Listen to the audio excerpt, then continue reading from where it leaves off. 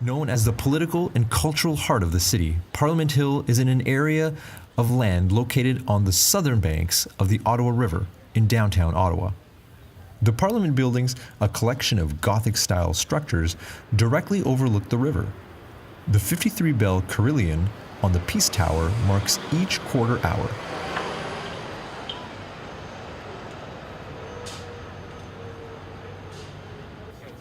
In the early morning, excitement could be felt as members of the Jamaat waited for Huzur's arrival at Parliament Hill.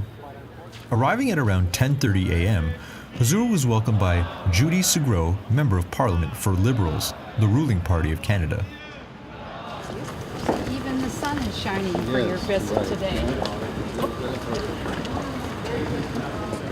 Knowing that Hazrat Amir al-Mo'mineen was visiting Parliament Hill, several members of Parliament came to meet with Huzur. We're going to frame it. It's a great honor. MP Kamal Khera and Ramesh Sangar from Brampton, where the community is growing. It's an honor to see you again, sir. Good to see you. Thank you very much for gracing our country with your presence. Thank you. Yes.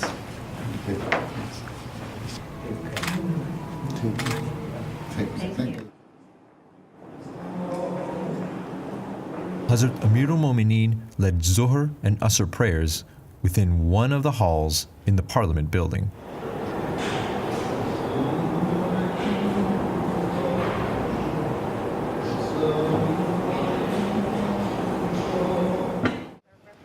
Huzur was given an extended tour of Parliament Hill and its surrounding grounds.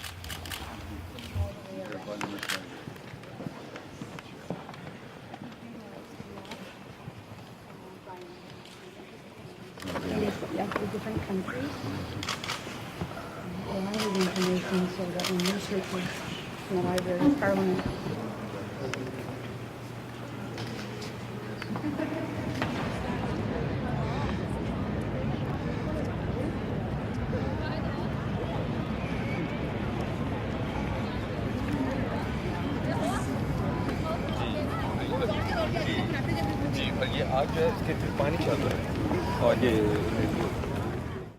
Later in the afternoon, Huzur met with Canadian Prime Minister Justin Trudeau. Pleasure to welcome His Holiness to Ottawa. The last time we met was a number of years ago, and I didn't yet occupy this office, but we had wonderful conversations, as we will this time, about the Ahmadi community and the challenges they face and the opportunities to work together on promoting love for all and hatred for none.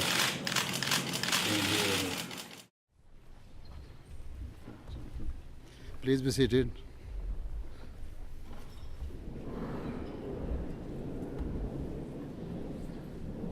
Assalamu alaikum.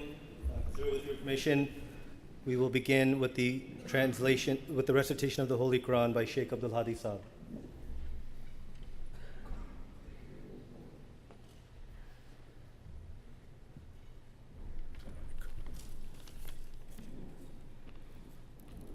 أعوذ بالله من الشيطان الرجيم بسم الله الرحمن الرحيم إن الله يأمر بالعدل والإحسان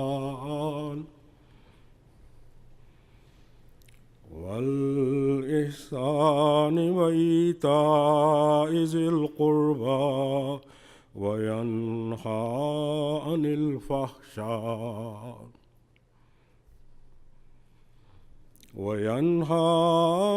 الفحشاء والمنكر والبغي يعظكم لعلكم تذكرون وأوفوا بعهد الله إذا عاهدتم ولا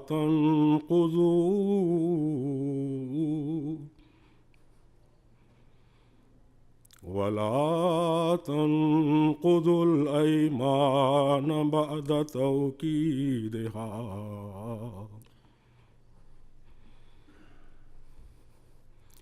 ولا تنقضوا الأيمان بعد توكيدها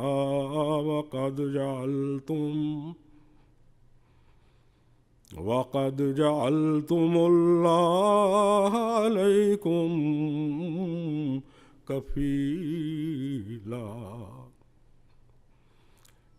إن الله يعلم ما تفعلون.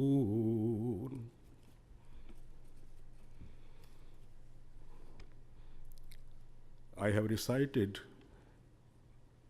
verses 91 to 92 from Surah Al-Nahl, chapter 16 from the Holy Quran. In the name of Allah, the gracious, the merciful. Verily, Allah requires you to abide by justice and to treat with grace and give like the giving of kin to kin, and forbids indecency and manifest evil and transgression. He admonishes you that you may take heed and fulfill the covenant of Allah when you have made, and break not the oaths after making them firm, while you have made Allah your surety. Certainly, Allah knows what you do. Jazakumullah.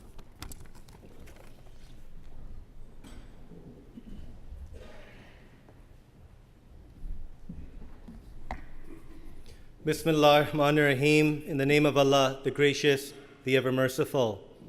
It is with great honor that I welcome all of you to our program here at the Sir John A. Macdonald Building, the Government of Canada's permanent home for meetings and ceremonial functions. On behalf of the Ahmadiyya Muslim Jamaat, we thank the Government of Canada and our Parliamentary Friendship Association Chair, the Honourable Judy Sagro, for coordinating this program here today. On behalf of the Jamaat, I would like to thank our honored guests, including ministers, members of parliament, senators, ambassadors, clergy, and distinguished guests that are here with us. I will now introduce the first part of the program, the presentation of the annual Sir Zarfullah Khan Award for Public Service. The announcement of this award and its recipient was also made at our annual Jalsa Salana last weekend to an audience of 26,000. The Zarfullah Khan Award honors leading Canadians who have made outstanding contributions in the fields of public office and service to humanity at large. Sir Muhammad Zarfullah Khan was one of the founding fathers of Pakistan and is known for drafting the Pakistan Resolution, being the first foreign minister of Pakistan, and for his tenure as the representative of Pakistan at the United Nations. The Sir Zarfullah Khan Award is thus awarded to the person who exemplifies the qualities of sincere dedication to the services of society and for the greater good of humankind at large. With this understanding of the award's name, let me now tell you about the recipient of this year's award. The recipient has a rich history both in academics and human rights. She has served in many different roles throughout her prosperous career, many of which have involved advancing the cause for human rights and rule of law throughout the world. The recipient's career, which was noticeably flourishing throughout the 70s and 80s, was appointed to the Supreme Court of Ontario, High Court of Justice, in 1987, and to the Court of Appeal for Ontario in 1990. In 1999, recognizing her proficiency and talents, Prime Minister Jean Chrétien appointed her to the Supreme Court of Canada. This year's recipient has received honorary doctorates by 27 universities and has worked tirelessly in the ever-needed field of human rights law. Therefore, it is with great pleasure and extreme honor that we present the 2016 Sir Muhammad Zarfullah Khan Award for Distinguished Public Service to the Honorable Louise Aber.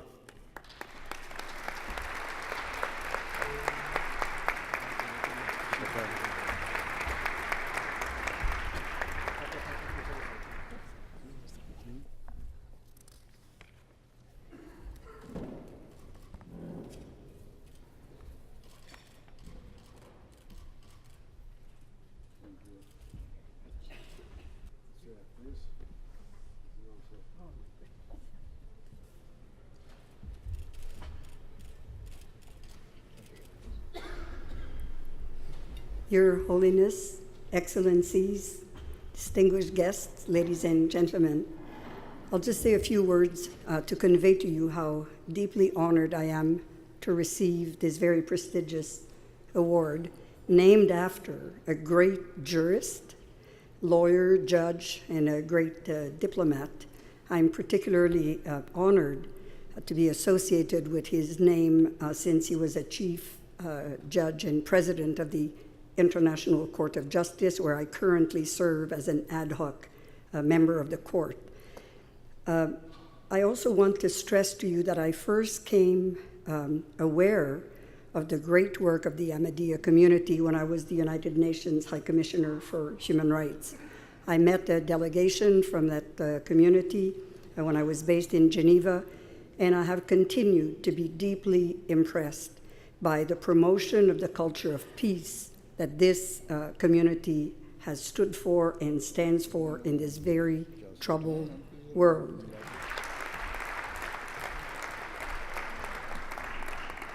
Thank you, Madame Arbour.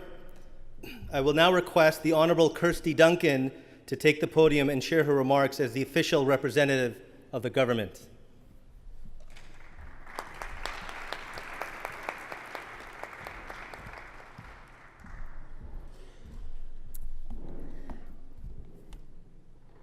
Members of His Holiness, members of Parliament, senators, excellencies, distinguished guests, friends, good evening and welcome. Bonsoir à toutes et à tous. Assalamu alaikum. Mera naam Kirsty hai. Mujhe aapko aaj milke bahut khushi hai. It's an honor and privilege to be here tonight to welcome His Holiness Hazrat Mirza Masroor Ahmad, the fifth Caliph and leader of the Ahmadiyya Muslim community, to Parliament Hill. All of Parliament Hill has come together today to join His Holiness, to celebrate with the community and to demonstrate their strong support. Canada has a long and proud tradition of diversity and inclusion. Our country is stronger not in spite of our differences, but because of them. We are all here as equal members of this great country. I hope you'll allow me to speak very personally. The last time I was together with the community was at the Jamaat at Thanksgiving, a time to give thanks for family and friends. The Ahmadiyya community wanted me to convey how very thankful they were for His Holiness' visit and how much they were looking forward to his traveling across the country. The Ahmadiyya community makes an enormous difference here in Canada, whether it's sitting down with Mr. Lal Khan Malik, raising funds for local hospitals, or raising relief for floods in Pakistan. The Ahmadiyya community always demonstrates love for all, hatred for none. On the 50th anniversary of the Ahmadiyya community in Canada, the people once again took to serving others and raised over £1 million of food and thousands of dollars for families affected by the Fort McMurray fires. Many families even sheltered and fed evacuees. We are grateful for your efforts. I have the privilege of seeing the compassion, generosity, and kindness of the community each and every day in my constituency office. From all of us gathered here tonight, we wish His Holiness safe travels and new friendships. Jazakallah.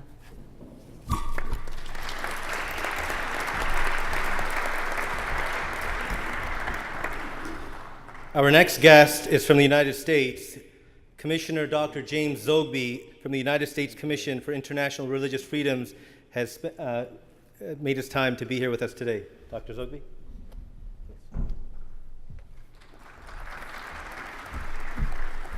Thank you, Your Holiness.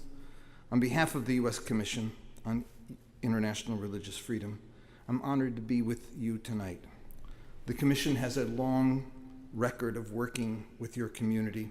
And what has always impressed us about the Ahmadi community is how, despite being all too often victims of persecution, you remain champions for the rights of others who are being persecuted. In a world where intolerance seems to be increasing, the Ahmadiyya remain strong advocates of tolerance and goodwill.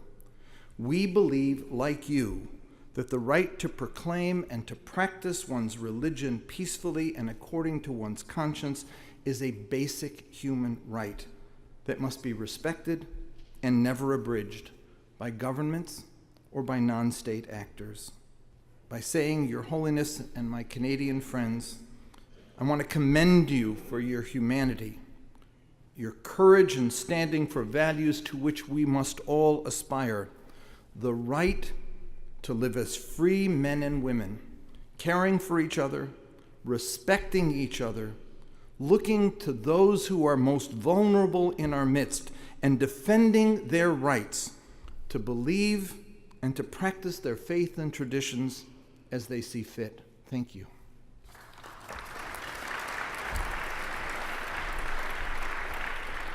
Today's program is an historic moment. His Holiness' visit coincides with the Ahmadiyya Muslim Jamaat's 50th anniversary in Canada. His Holiness advocates peace and justice in the world through the true and peaceful teachings of Islam. He advocates for interfaith dialogue and cross-community cohesion. He has spoken at Capitol Hill, the UK Parliament, and to other parliaments around the world, expressing that the solution to the world's current predicaments is entrenched in the application of absolute justice and being dutiful to God and to fellow beings. It is with extreme humility and honor that Allah has given me the opportunity to introduce to you Hazrat Mirza Masroor Ahmed, Khalifatul Masih V and worldwide head of the Ahmadiyya Muslim Jamaat. Hazur.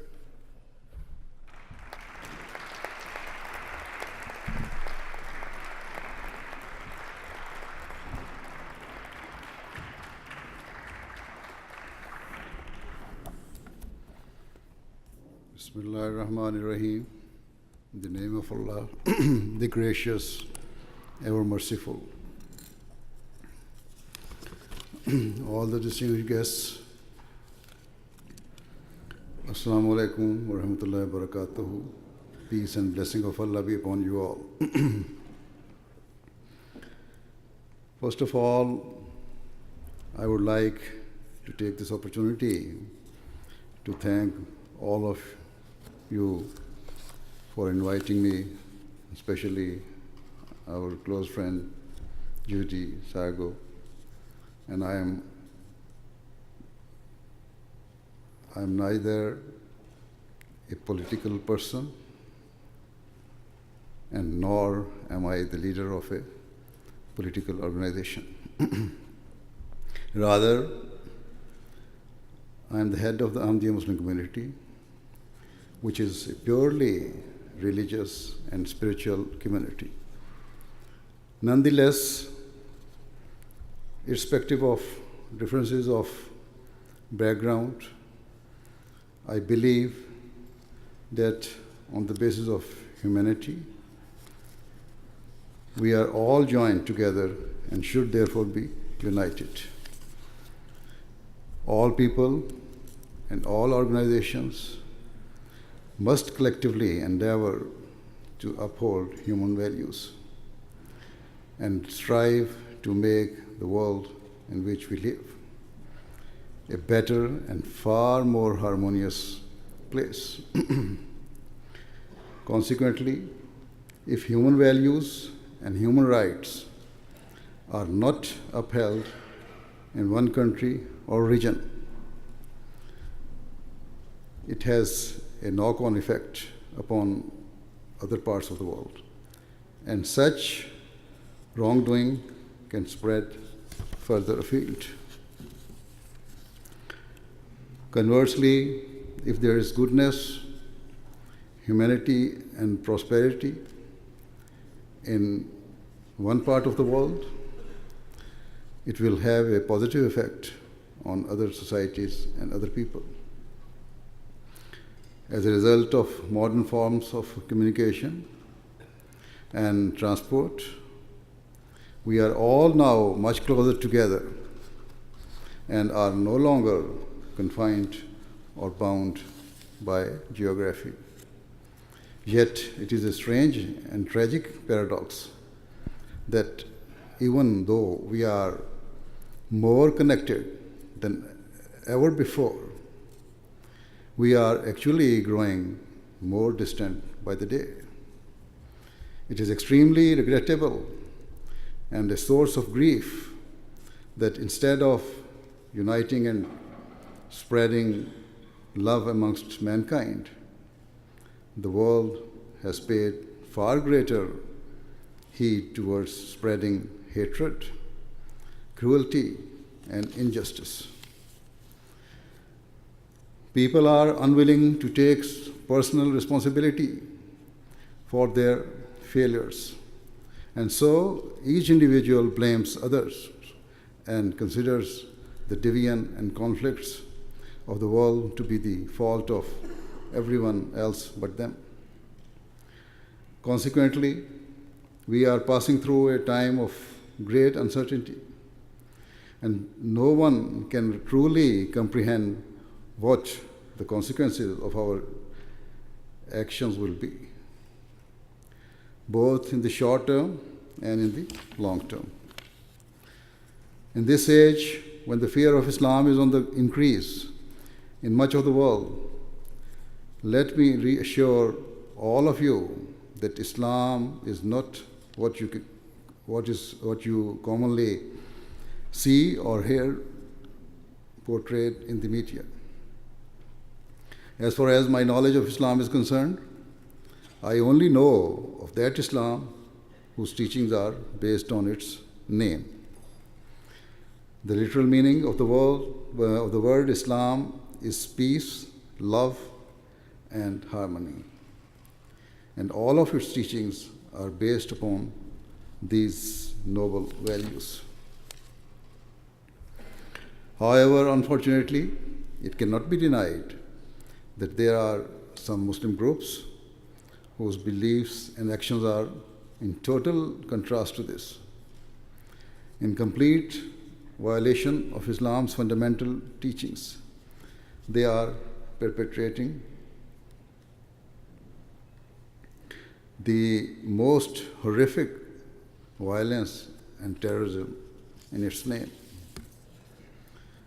In light of all this, I shall now seek to share with you Islam's true and peaceful teachings. This esteemed venue, where you have courageously invited me, is not a house of religion, and probably there are many amongst you who are not personally interested in religion. However, in your capacities as lawmakers, you will sometimes have to deal with matters that affect the followers of religion. In this context, the Holy Quran categorically states in chapter 2, verse 257, that there should be no compulsion in religion. What a clear, comprehensive, and unequivocal statement that enshrines freedom of thought, freedom of religion, and freedom of conscience. Thus, my belief and my teaching is that every person in every village, town, city, or country has the undisputed right to choose his or her religion and to practice it. Furthermore, every individual has the right to peacefully preach and propagate his or her teaching to others. These freedoms ought to be guaranteed as basic human rights, and so legislative assemblies or governments should not unduly involve themselves in such matters. Otherwise, there is a risk that their intrusion could be viewed as a source of provocation and lead to frustration and resentment. Sadly, in today's world, we are seeing how Muslim governments are themselves interfering in such personal matters, and this is a root cause of the instability and conflicts in those countries. The only beneficiaries are extremist religious clerics and militants who are taking advantage of the frustrations of people by promoting barbaric violence and senseless conflict. However, it cannot be said that Western governments who claim to be truly democratic are entirely innocent or blameless. Rather, in the West, we also see that sometimes laws or rules are enacted that are in conflict with Western claims of being beacons of universal religious freedom and tolerance. Laws are occasionally created that contradict the view that every person in the Western world is free to believe whatever he or she desires and to have the liberty to live peacefully according to his or her faith. It is not wise for governments or parliaments to place restrictions on the basic religious practices or beliefs of people. For example, governments should not concern themselves with what type of clothing a woman chooses to wear. They should not issue decrees stating what a place of worship should look like. If they overreach in this way, it will be a means of restlessness and heightening frustrations amongst their people. Such grievances will continue to exacerbate if they are not checked and ultimately will threaten the peace of society. Of course, I am not advocating that people with extremist views should be tolerated or free to pursue their beliefs. Wherever and whenever someone uses his religion to justify cruelty and injustice, or to usurp the rights of others, or to act against the state, or in a way that affects the security of the nation, it is certainly the responsibility of the government and authorities to firmly stop such evil practices. In such circumstances, it is entirely justified and proper for the government, parliamentarians, and other relevant authorities to ensure that such people are rooted out and punished in accordance with the law of the land. Nonetheless, in my view, what is wrong is for the state to needlessly interfere with peacefully held religious beliefs and practices. The Islam that we know and practice teaches that the love of your country is an essential part of your faith as a Muslim. According to Islam, a person's country is the one in which he lives and from which he derives benefit. And when such teaching is ingrained in a Muslim's heart and mind, it is impossible for him to think ill or to desire any harm to his country. Furthermore, Islam teaches that not only should the law of the land punish anyone who acts against his country, but also that such people will surely enter the court of God Almighty and be held accountable by Him for their misdeeds and disloyalty. Hence, there is no need to fear a true Muslim. and there is no need for the government to enact laws that infringe upon relatively small religious issues or practices, which neither cause harm or danger to the members of the public or to the state. To legislate on such matters can only be described as an unnecessary interference and an invasion of those freedoms that the West claims to champion. That is the right of each person to live with liberty and personal autonomy. Undoubtedly, such unjust interventions cannot have any positive effect, that can only lead to frustration, restlessness, and discord. It is the task of the government and the parliamentarians as guardians of their nations to legislate in a way that gives rights to their citizens rather than take their rights away.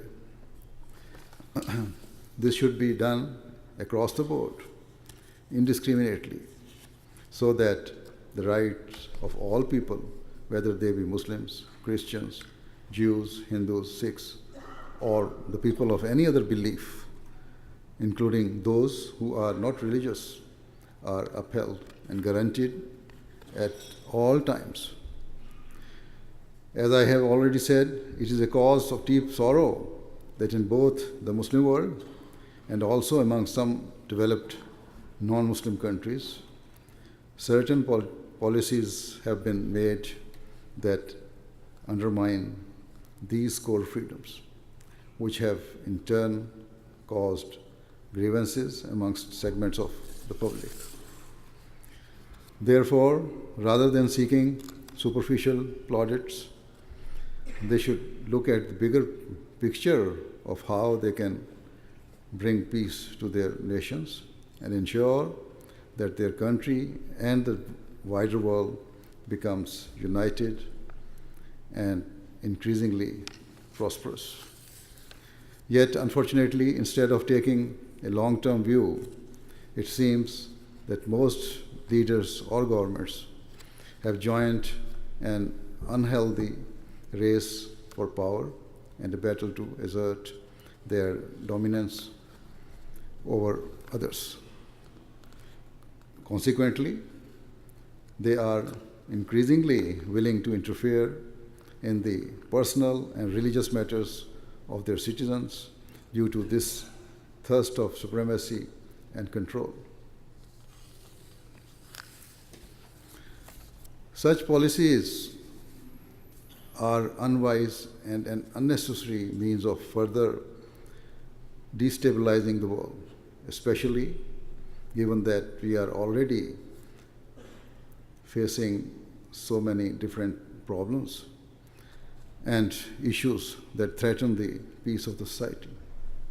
For example, it is said that the climate change is a huge threat to our civilization. Another burning issue is the economic uncertainty facing the world. Further, and more generally, there is the issue of an increasing lack of peace and security in much of the world. All of these issues are a result of unjust policies, inequality, and a lack of balance. If we take the issue of climate change, we see that a major cause of global warming has been the Industrial Revolution in the West and the fact that forests and flora were excessively cut down. Only now that such countries have fully developed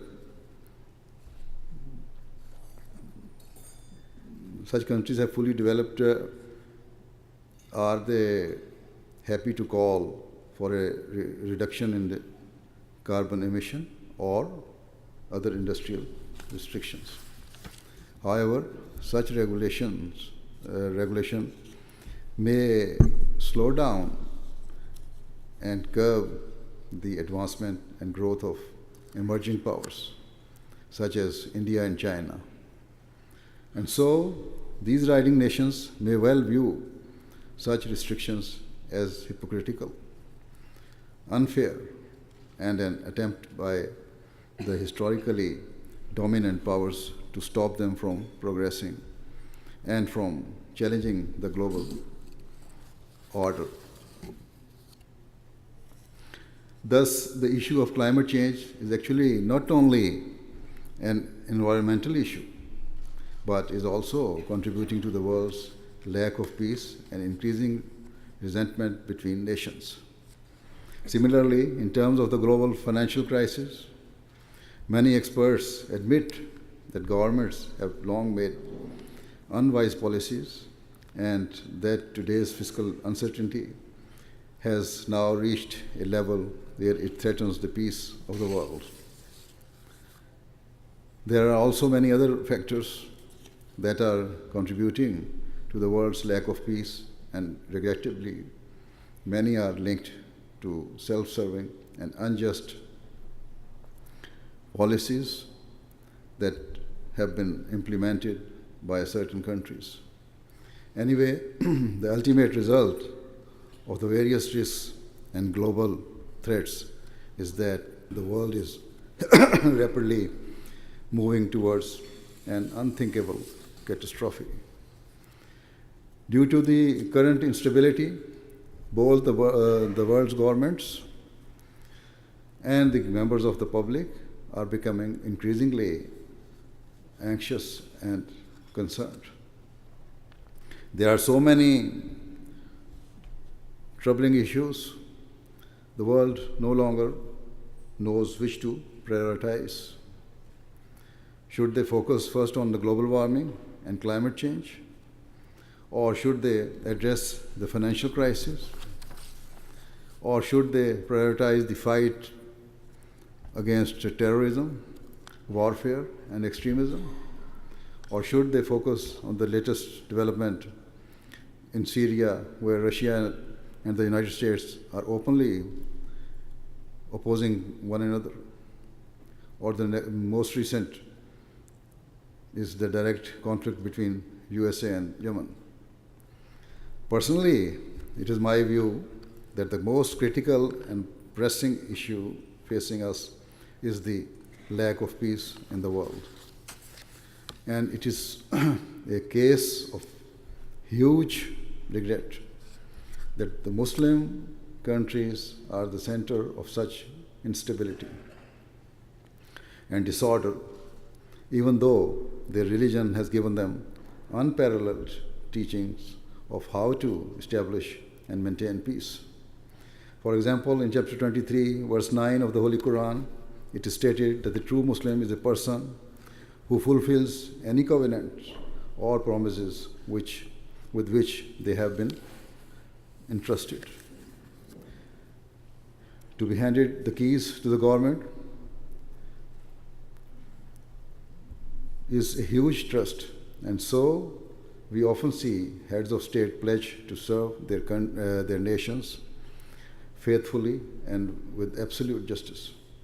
Sadly, in many cases, such honorable pledge prove to be hollow words that are not acted upon.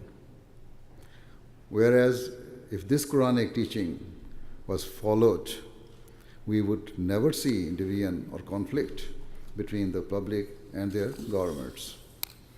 Furthermore, in chapter 5, verse 9, the Holy Quran states that even if a person or nation has enmity with another, they should still treat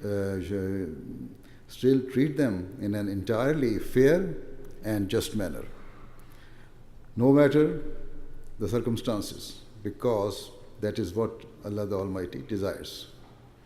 Yet today, rather than justice, we witness injustice at every level of society, both between people and nations. Such inequality and disregard for fairness is directly contributing to the world's lack of security. In chapter 49, verse 9 of the Holy Quran, it states that if two parties or nations are in a state of conflict, then their neighbors and allies should seek to bring about reconciliation. If peace cannot be established through dialogue, then other nations should unite against whosoever is perpetrating injustice and use force to stop them. Once the aggressors adopt peace, they should not be humiliated, and nor should unfair sanctions be levied upon them. Rather, in the interest of fairness and long-term peace, they should be permitted to move forward as a free society. If we assess the current conflict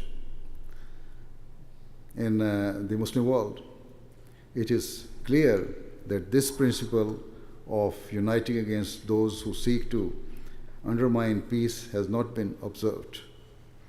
If the neighbor countries had sought to mediate impartially and put aside their own interests, the situation could have been contained long ago. However, it is not only the fault of the Muslim world, but other countries living in this global village of ours have also contributed to the disorder.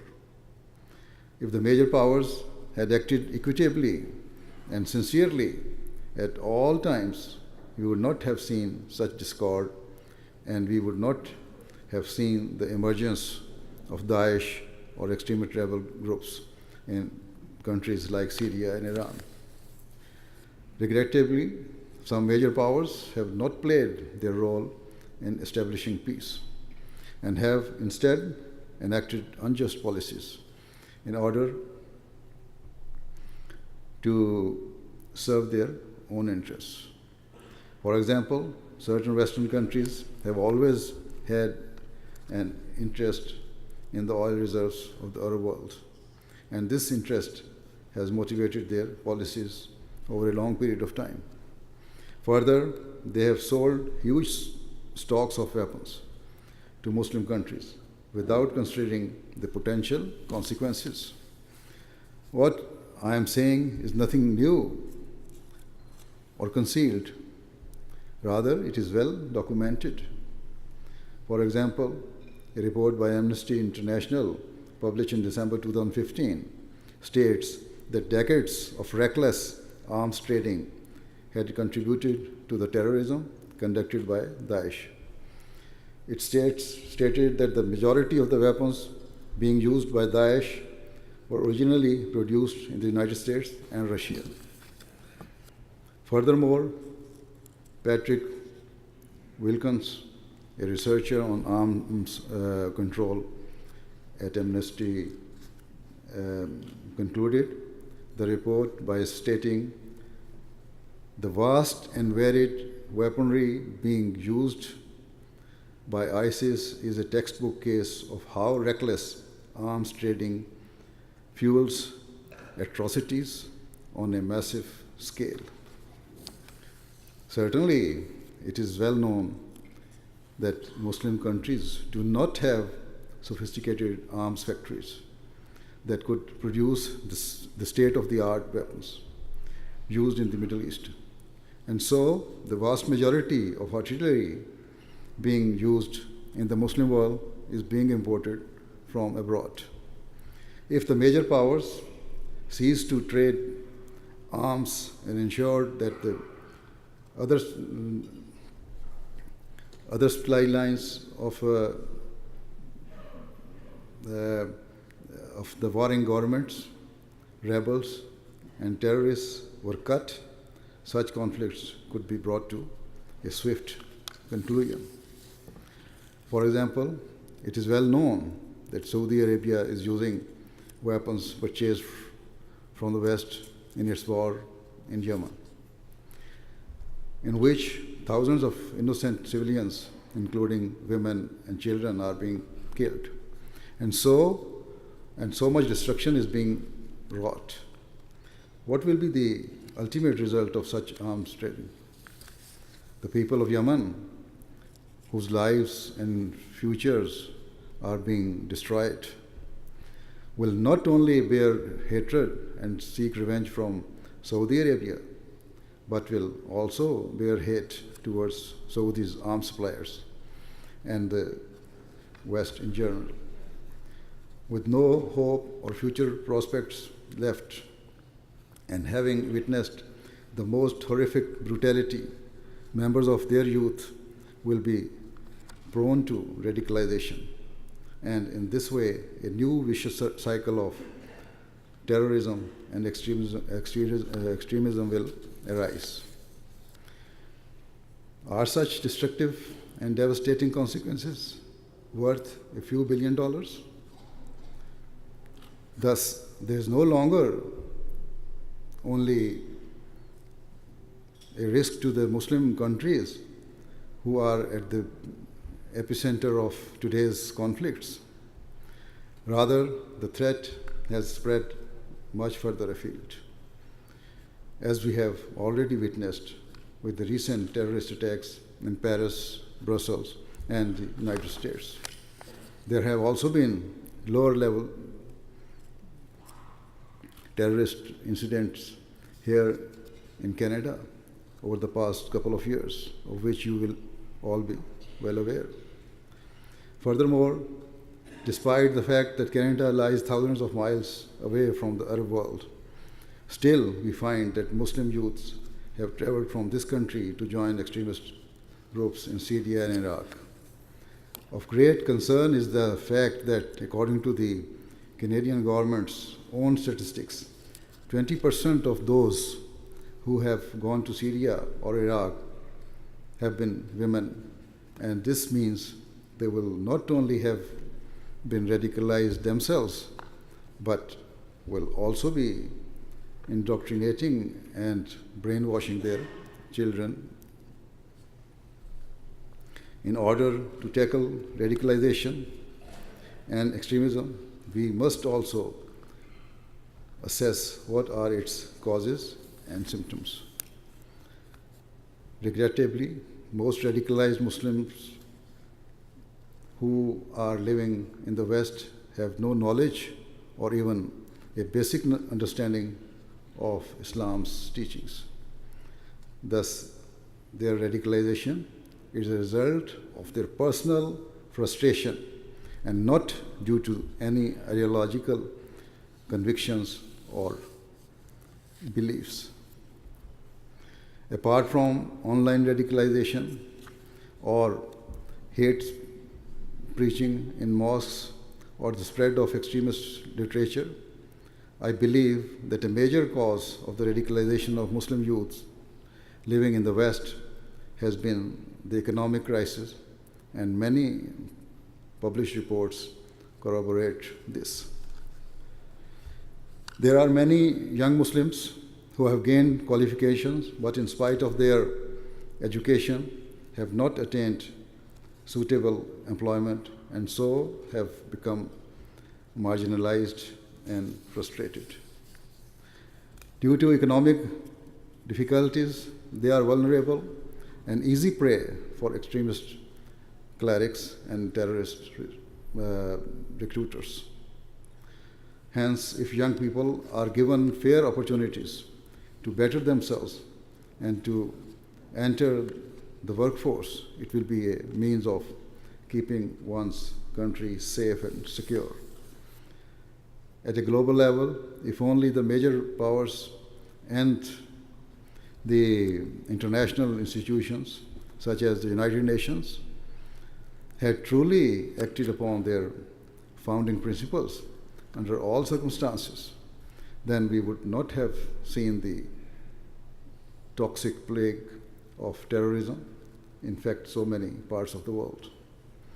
We would not have seen the world's peace and security repeatedly undermined and destroyed. And we certainly would not have witnessed the huge refugee crisis which now confounds and frightens the people of Europe and other developed countries. Hundreds of thousands of innocent people have fled to Europe, and thousands have also come here to Canada in order to seek refuge from the terrorists who have poisoned their own nations.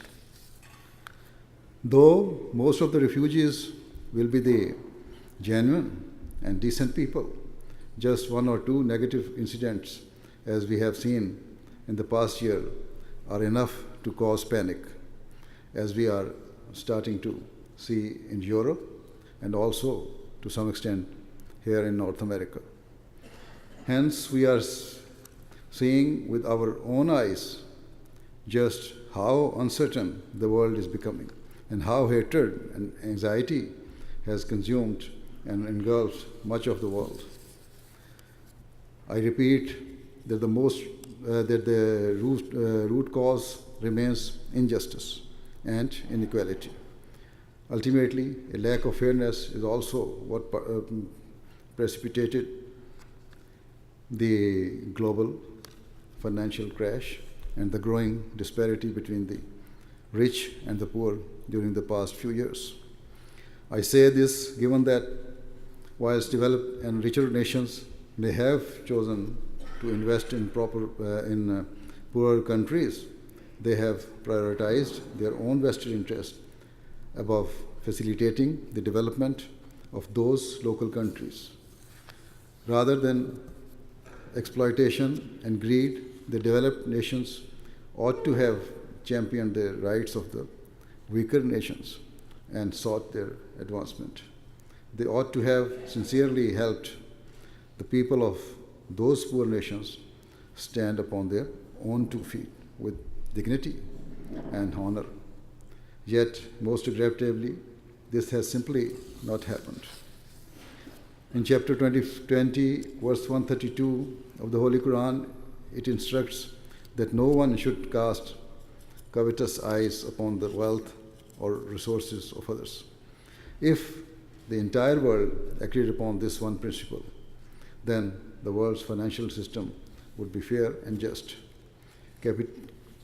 Capital would be distributed equitably, and nations would reap the rewards of their God-given wealth. We would see that the world's trading would be underpinned by a desire to fulfill the human rights of others, rather than to greedily acquire power and wealth and to fulfill personal interest at all costs. Another example of the world's injustice is reflected in the world's politics. In some countries, there are dictatorships or unjust governments, yet the major powers turn a blind eye to their cruelties because those governments happen to support them and facilitate the procurement of their interests. Yet, in countries where the leaders or governments do not bend to the whim of the major powers, they are quite happy to support rebel elements or to even demand regime change. In truth, there is no difference in the way the respective governments are treating their own people. The material difference is only that in some cases, the governments cooperate with the major powers, whilst in others they do not. In terms of the latter category, Western military policies have been devised to remove those governments, as in Iraq and Libya.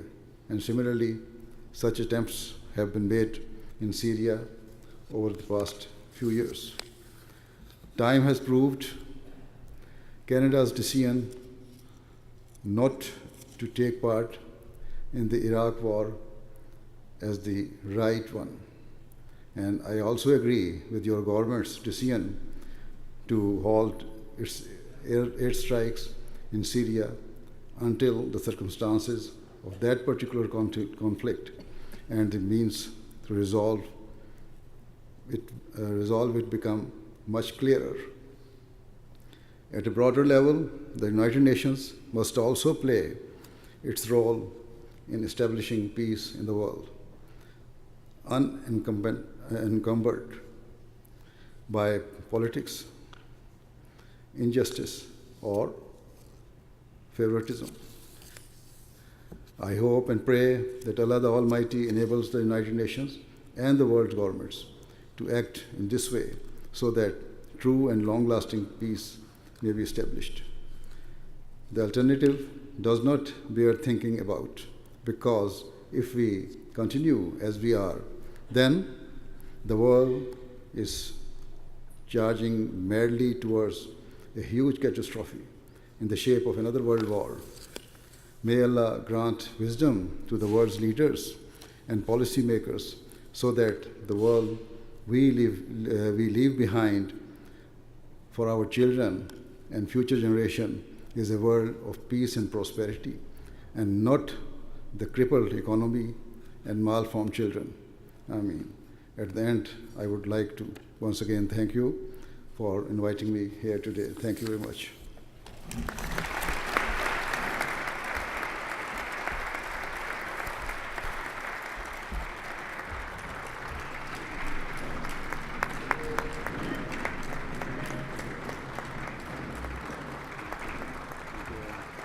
Thank you very much. Please be seated.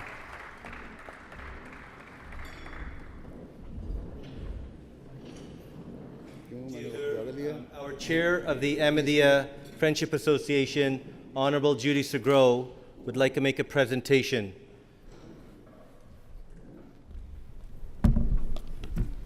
Assalamu alaikum. Your Holiness, President Malik, Madam Arbor, ministers, members of Parliament, and all the friends of the Ahmadiyya community that are part of our friendship group. Your Holiness, we've truly been honored by your presence here on Parliament today. I think you brought a level of excitement in many ways, and we very much enjoyed spending some time together today. But as you know, Canada has a long history of sharing its values of freedom and democracy abroad. This is in the same vein as your faith's commitment to love for all, hatred for none. So with that in mind, trying to find a small gift for you to say thank you for your coming to visit us. Thank you for your very important message and for your guidance to all of us as parliamentarians. I'm pleased to be able to present to you, signed by our Prime Minister, a framed copy of the Canadian Charter of Rights and Freedoms that I know you will very much cherish. So I would like to present that to you on behalf of our Parliamentary Friendship Group.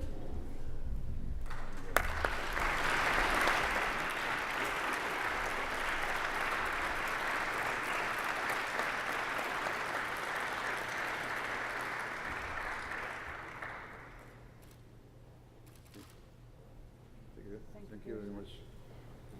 Thank you for the message.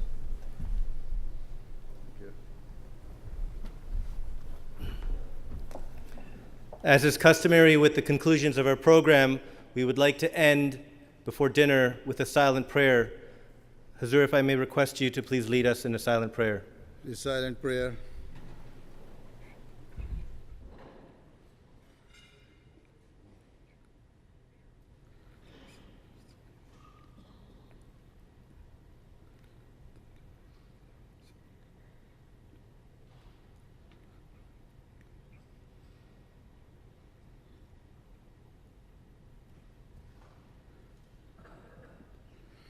Ameen. What I'm hearing from His Holiness is this message of peace and bringing people together in the respect of our religious belief, our freedom of expression, and in embracing those diversity all around the world. And I'm happy that he's going there to share those messages to all of us. I think His Holiness touched on a lot of key themes. One of the themes, I think, is universality, how as the human race we're all in this together. He also touched on some of the challenges that the religion is facing around the world, but more importantly how important it is to remain steadfast in our approach towards peace. I think it's frankly, the only sane message that's out there at all. When you talk about the simple 6 words, love for all, hatred for none. And if we could get other countries and other organizations and other religions to adopt those same 6 words, right, and start looking at each other and thinking of those 6 words rather than thinking negative that they tend to, I think it could do an enormous good in the world. And I know in my own community we have an Ahmadiyya mosque who regularly has interfaith community meals so that leaders from multi-faiths and leaders from the community and from the nonprofit sector get together and have a meal and learn from each other and really get to know each other, and it has transformed our community. Well, I think the Ahmadiyya community has played a remarkable involvement in being very much involved in the community here in the National Capital Region where my riding is from. The community is very present, very active, and we're seeing a counter-narrative, which is an important counter-narrative to take. In fact, in a sense, it's sort of a little bizarre that it has to be a counter-narrative, because I've always believed and always felt that Islam was a religion for peace. The community is my family, as most recently with you on Thanksgiving. To have time with His Holiness was humbling, overwhelming, and I got to hear his speech, and then we talked afterwards, and he taught me so many lessons, and the one particularly I take to heart, once a friend, always a friend.